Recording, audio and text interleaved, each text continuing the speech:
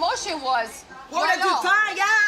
What? No, I didn't know. Did you see Alexia I've seen like this, but Gertie? Where did this Gertie come from? You gotta respect me, period. No, you gotta Who respect does me. that? I'm actually very I'm disappointed. Sorry. I'm disappointed. I am more disappointed Okay. in you. Well, season 5 of The Real Housewives of Miami is heating up with the ladies dropping bombshell after bombshell. So we had to get the tea, and who better to spill it than friend on the show, model and diva Kiki Barth. We headed to Mandrake in Miami Beach for a moment we call Tea with Kiki.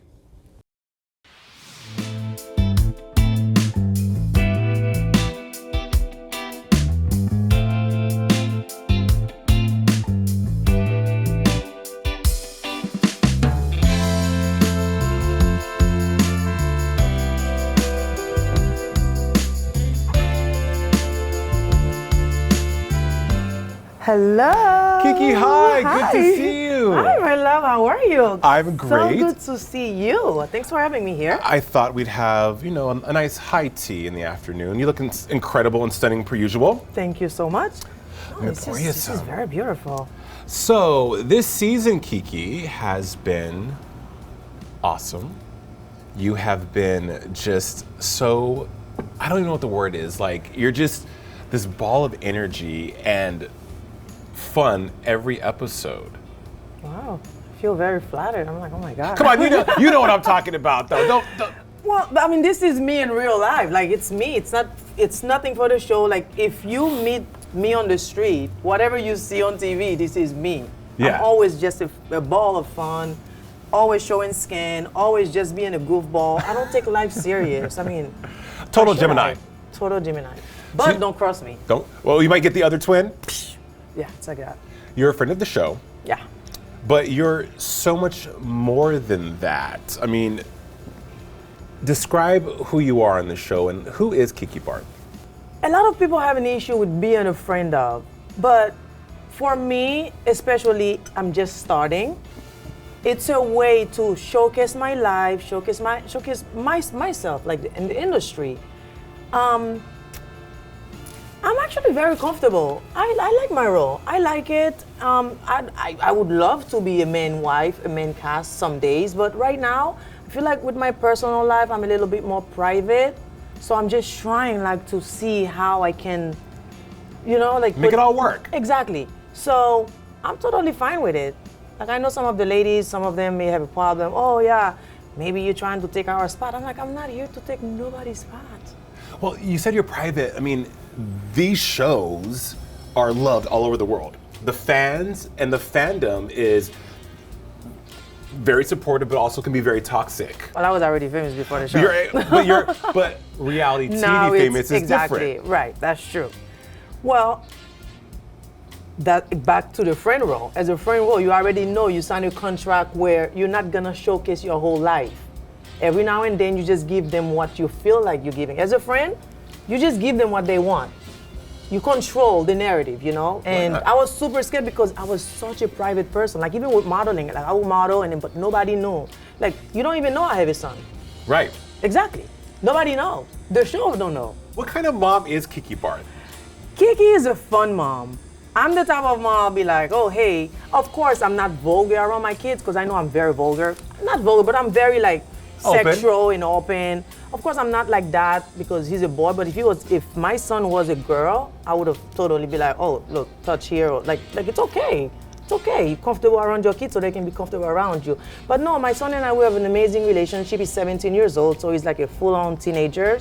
But then again, both of their dads are not in my life. So I have to be the tough mom too. So I'm the fun mom, but when it comes to play that dad role, like, hey, I just give you that Haitian look, don't do that, stop. Even my little daughter, like three years old, I look at her a certain way, she just went like this. She knows. Yeah, so. No, you left home at such a young age. I left Haiti 13 years old. Wow. I came here and then I stayed with my stepmother, and at 15 years old, she didn't want me in the house, and it was because I didn't do anything. It was because of a reason, like give me a reason, something. It She was just abandoned you. Yeah, but it's a thing in the Haitian culture where stepmother always clashing with Is it jealousy? stepdaughter. I believe so. Emotionally, Kiki, because I mean, like, here you are, a young girl, impressionable. 15 is very young. You left Haiti at 13. Yeah.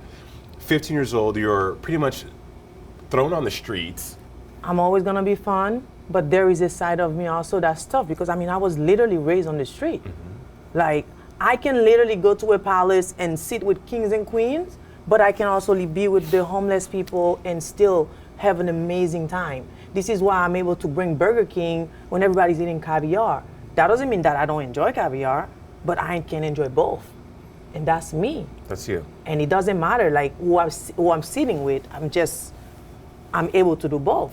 So when she kicked me out, I'm on the street, I had to survive.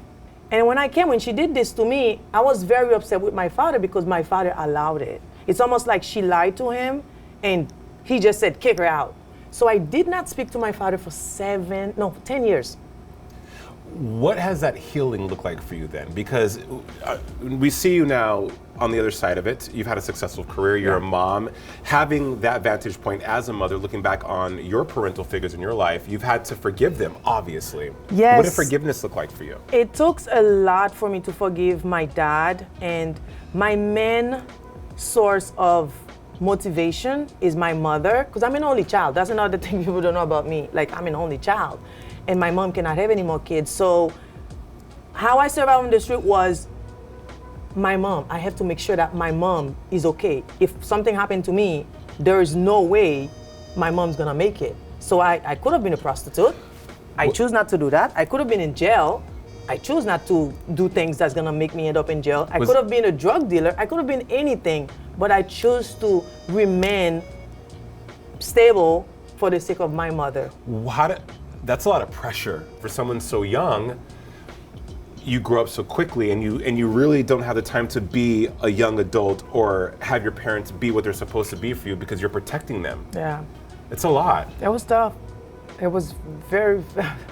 It's okay. No, it was very, very tough. And not only that, I had to depend on, my mom had to depend on me. So imagine 17, 18, you're still trying to figure your life out, and then now you still have to find a way to make money to send to your mother because you're all she has. There's people watching right now, Kiki, that get that understand that identify with that.